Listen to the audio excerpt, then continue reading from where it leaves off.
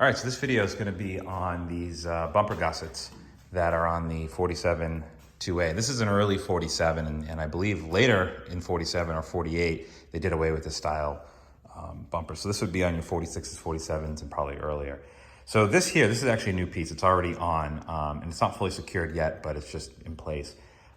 This piece was actually all missing. I think there was a little bit of there's some kinking in the frame here. I think there'd been an issue at some point in this Jeep's life, and this top piece was all messed up. This bottom piece was snapped.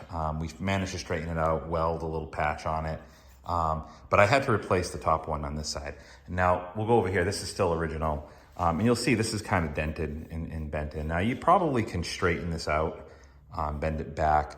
I'm gonna go ahead and just replace it. The other reason is, looks like at one point there was something here that I don't know how this would have mounted, but I don't see a lot of information about these. I'm just gonna take it out. I don't think it's really necessary.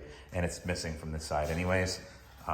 So I'm just gonna remove it. And if someday I can find the right pieces, I'll maybe put it back. But for now, I'm gonna get it out. So part of getting this out of the way, I figure I'm gonna take this out.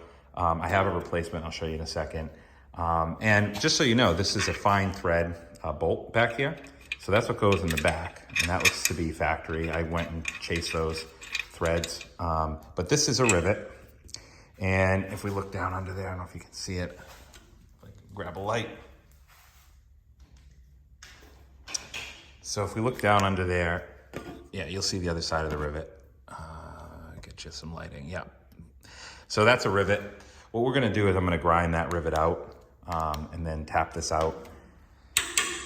This also looks like it was welded a little bit up here and over here. That was true on the other side. What was left from the other side. So I'm just gonna go ahead with a Dremel and just, I'll show you what I'm doing with the Dremel. I'm just using a Dremel with a little grinder. It's easy to get up in these areas here, you know, without making a big mess. I really don't wanna destroy, you know, any other parts of the frame. So this works really, really well. These cutoff wheels in the Dremel, they actually work really, really well.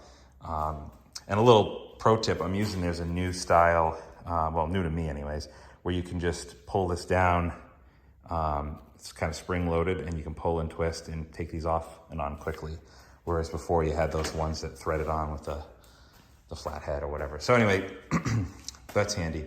So what I'm gonna do is I'm gonna go ahead, I'm not gonna record me doing this. I'm gonna grind this, get this out, and you know, put the new one on and it'll look just like this. So let me take you over to the table here. So this is the new one. It came to me this way in green.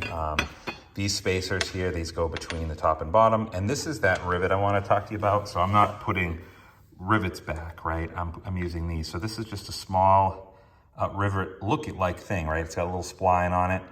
You just tap this in. This goes into the hole here like this. It'll go in there and then, you know, goes through the frame, and then on the other side of it, you know, you thread it. And I believe this nut's supposed to snap off or something at some point. I'm not sure. I haven't gotten that far yet, but I can show you what I did over here. If you want to see on the side that I've already done, again, you can see it, the rivet up there, and just you can see below here, see how that goes on. I bought these from a guy on eBay, and I can put a link to it in the description. And it actually came with, I'll show you some other sizes. So we've got two lengths, so this is a little longer of a length. I imagine these might be for the bottom, if you were gonna get involved with the bottom ones down here, because you're going through the suspension, the spring hanger, which I'm not gonna do. I'm gonna leave those in place just because they're actually pretty straight and I don't wanna get involved in taking the suspension apart. So that's already been kind of taken care of for me by the previous owner. This is all the suspension work. So I'm just gonna leave that alone. And I'm just working on the top pieces. So again, I'll shoot some video here. I'll take this off, show you what it looks like, and then I'll finish up with just, you know, it'll look pretty much just like this side when I'm done with this on top, but I'll let you know what happens there. Stay tuned.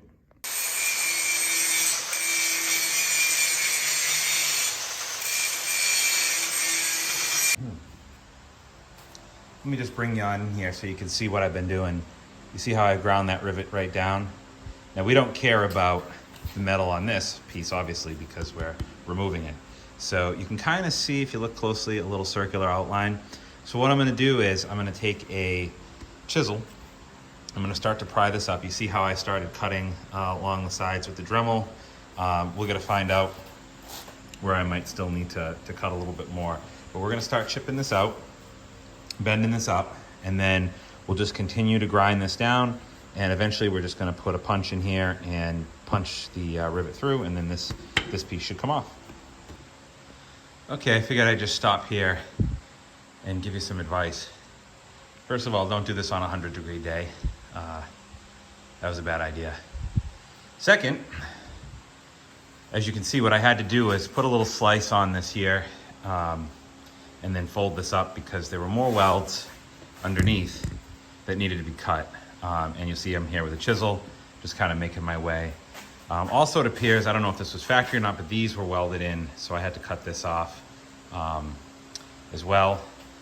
And so yeah, I'm just about getting to the point now where hopefully I can get this thing all the way off. I'll continue to bend this up a little bit. There's still something holding it in place.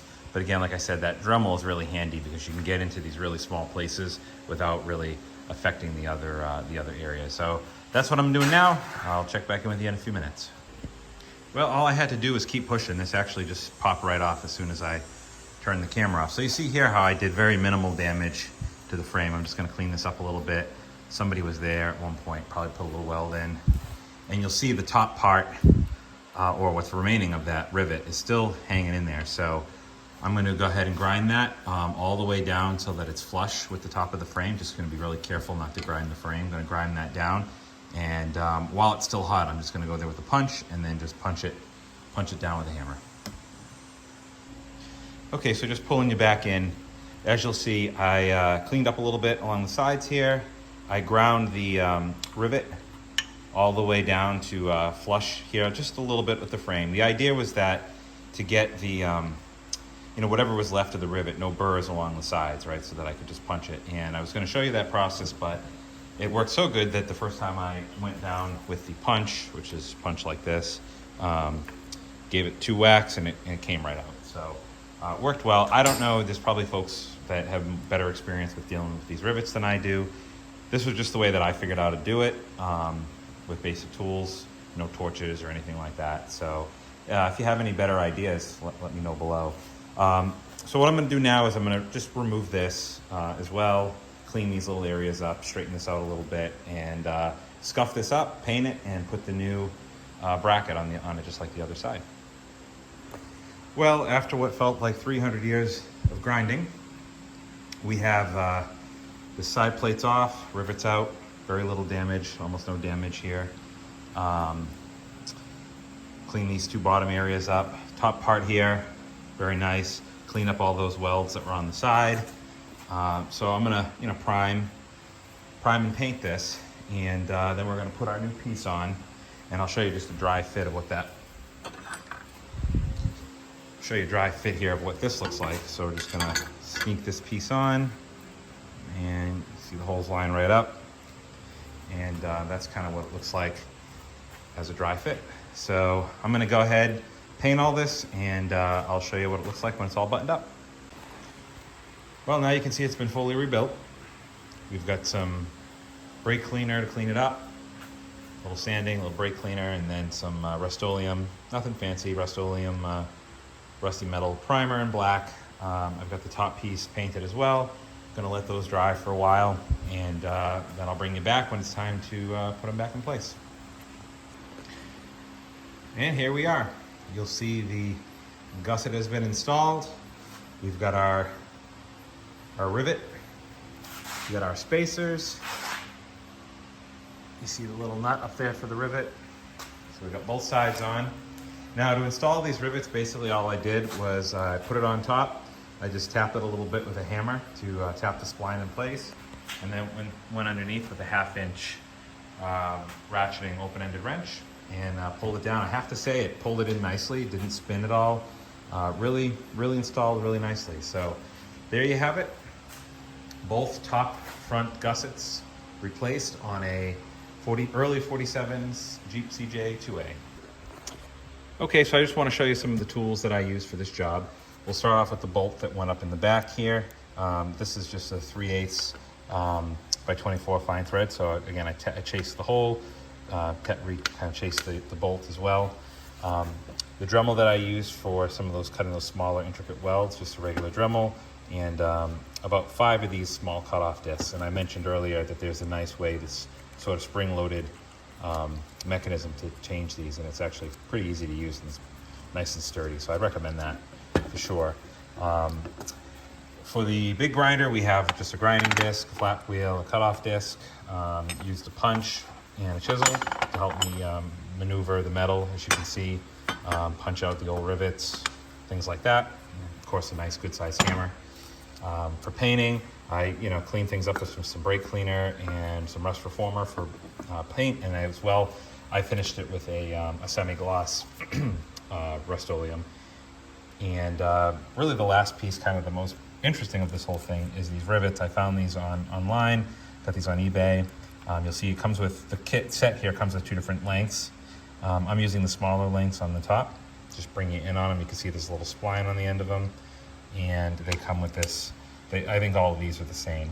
They come in the kit.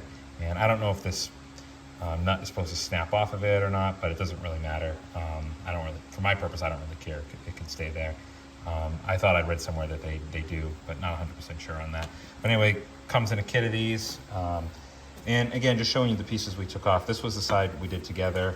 I scored this a little bit. I had to use the punch to push this up so that I could use the Dremel to grind some more welds that were very close to the frame. Use the chisel to pop it off. Again, this was actually welded on to the top and bottom on one side, so I had to use the Dremel to snip this off. It was just nice and easy to get in there without ruining other pieces. This was the side I did before that you didn't see, so there actually wasn't, this was gone. None of this was here when I got the Jeep, so that's the main reason why I had to do this. But I bought these in pure. I could have probably fixed this and rebent it, like I said, but I ended up just taking it off and doing a new one. So anyway, I hope you enjoyed the video. I hope this was helpful to you. Thanks for watching.